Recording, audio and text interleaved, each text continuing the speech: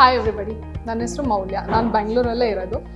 P G Medica ಏನಕ್ಕೆ ನಾನು choose ಮಾಡಿದೆ ಅಂದರೆ, ನನ್ನ ನೀಟ್ ಸ್ಕೋರ್ ಕಮ್ಮಿ ಇದ್ದಿದ್ದು ಜನರಲ್ ಕ್ಯಾಟಗರಿಯಲ್ಲಿ ಕಮ್ಮಿ ಇದ್ದಿದ್ದರಿಂದ I had to go to abroad. ನನಗೆ ಇನ್ನೊಂದು ವರ್ಷ ಮತ್ತೆ ಡ್ರಾಪ್ ತೊಗೊಳೋಕ್ಕಾಗಲಿ ಅಥವಾ ಇನ್ನೊಂದು ವರ್ಷ ಓದೋಕ್ಕಾಗಲಿ ಇಂಟ್ರೆಸ್ಟ್ ಇರಲಿಲ್ಲ. ಸೊ ನಾನು ನಮ್ಮ ಮನೇಲಿ ಹೇಳಿ ಈ ಥರ ನಾನು ಹೋಗ್ತೇನೆ ಅಬ್ರಾಡ್ಗೆ ಅಂದಾಗ, ನಾವು ಈ ಥರ ಎಷ್ಟೊಂದು ಕನ್ಸಲ್ಟೆನ್ಸಿನ ಸರ್ಚ್ ಮಾಡುವಾಗ ಪಿ ಜಿ ಮೆಡಿಕಾ ಯಾರೋ ರೆಕಮೆಂಡ್ ಮಾಡಿ ನಾನು ಬಂದಿದ್ದೆ. ಪಿ ಜಿ ಮೆಡಿಕಾ ಏನಕ್ಕೆ ನಾನು ಇವಾಗ ಪ್ರಿಫರ್ ಮಾಡಿ ಇವರಿಂದನೇ ಕಾಲೇಜ್ ಜಾಯ್ನ್ ಆಗ್ತಿದ್ದೀನಿ ಅಂದರೆ, ನಾನು ಕೇಳಿದ ಎಲ್ಲ ಕ್ವಶನ್ನು ಕ್ಲಿಯರ್ ಮಾಡ್ತಾರೆ. ಯಾವತ್ತೂ ನಾನು ಏನು ಕೇಳಿದ್ರು ಯಾವತ್ತೂ ಏನಕ್ಕೂ ಬೇಜಾರು ಮಾಡ್ಕೊಂಡಿಲ್ಲ. ಮತ್ತು ಕಾಲೇಜ್ ಅವರೇ ಈ ಥರ ಎಲ್ಲ ರೂಲ್ಸ್ ಫಾಲೋ ಮಾಡೋವಂಥ ಕಾಲೇಜಸ್ನ ರೆಕಮೆಂಡ್ ಮಾಡ್ತಾರೆ.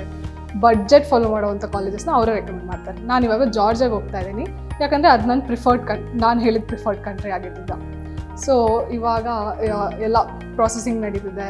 ಆಲ್ ದ ಪ್ರಾಸೆಸ್ ಏನೇನು ಇಲ್ಲಿ ಗಂಟ ನಡೀತಿದೆ ಎಲ್ಲ ಚೆನ್ನಾಗಿ ನಡೀತು, ಏನೂ ಪ್ರಾಬ್ಲಮ್ ಆಗಿಲ್ಲ. ಎಲ್ಲದರಲ್ಲೂ ಸಪೋರ್ಟ್ ಮಾಡಿದ್ದಾರೆ. ವಿನುತಾ ಮ್ಯಾಮ್ ಏನಿದ್ದಾರೆ ಪಿ ಜಿ ಮೆಡಿಕಾದಲ್ಲಿ, she has supported in every way.